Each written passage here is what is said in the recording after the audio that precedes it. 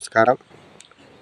ഇന്നത്തെ വീഡിയോയിൽ ഞാനിവിടെ കാണിച്ചു തരുന്നത് ഒരു ചെടി എങ്ങനെയാണ് നമ്മൾ റീപോണ്ടിങ് നടത്തുന്നതാണ്.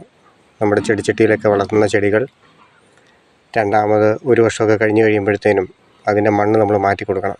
ഇല്ലെങ്കിൽ നമ്മുടെ ചെടിയൊക്കെ ഇതുപോലെ കരിഞ്ഞ് വളർച്ചയൊക്കെ മുരടിച്ച് ഒക്കെ വരും. അപ്പോഴത് മാറ്റി എങ്ങനെയാണ് റീപോണ്ട് ചെയ്യുന്നതെന്നാണ് ഞാനിപ്പോൾ കാണിച്ചു തരുന്നത്. ഇതിപ്പോൾ ഒരു ചെടിയാണ്. അതുപോലെ പല ചെടികൾ എൻ്റെ അടുത്തുണ്ട്. അപ്പോൾ അതിലൊരു ചെടി ഞാനത് മണ്ണ് മാറ്റാൻ വേണ്ടി റെഡിയാക്കി വെച്ചിരിക്കുകയാണ്. ഇതുപോലെ വെറുക്കുക. അപ്പോൾ നമ്മൾ ഈ ചെടിച്ചട്ടിയുടെ സൈഡിനിട്ട് വെള്ളം ഒഴിക്കുക. ഒരു ദിവസം വെള്ളം ഒഴിക്കരുത്. വെള്ളം ഒഴിക്കാതെ ഇതിൻ്റെ സൈഡിനിട്ട് മെല്ലാം തട്ടി കൊടുക്കുക. തട്ടി കൊടുത്തിട്ട് ഈ ചെടി ഇങ്ങ് പിടിച്ച് പൊക്കിക്കഴിഞ്ഞാൽ ആ ചെടി അതേപോലെ തന്നെ ഇങ്ങ് പൊങ്ങി വരും. കണ്ടോ, ഇതാണ് ആ ചെടിയുടെ ഇപ്പോൾ നിലവിലുള്ള അവസ്ഥ. മണ്ണ് ശകലം പോലും കാണാതെ കംപ്ലീറ്റ് വേര് കൊണ്ട് മൂടിയിരിക്കുകയാണ്. ഈ അവസ്ഥയിലായിരിക്കും നമ്മുടെ ചെടി ഉണ്ടാവുക. ഈ ഒരു അവസ്ഥ എത്തിക്കഴിയുമ്പോൾ പിന്നെ ചെടിയുടെ വളർച്ച മുരടിച്ചു പോകും.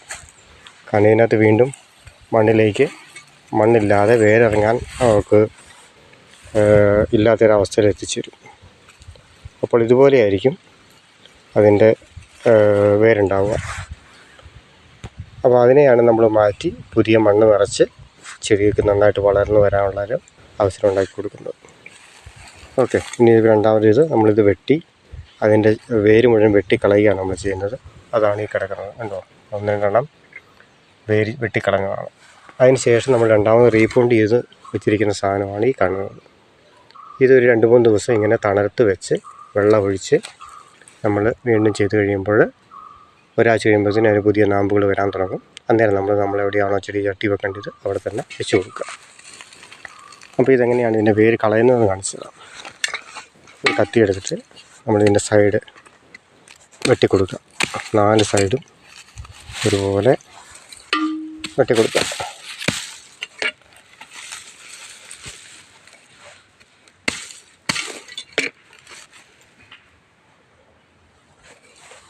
ഇങ്ങനെ വെട്ടി 4 സൈഡും വെട്ടി ഇതിൻ്റെ വേര് മുഴുവൻ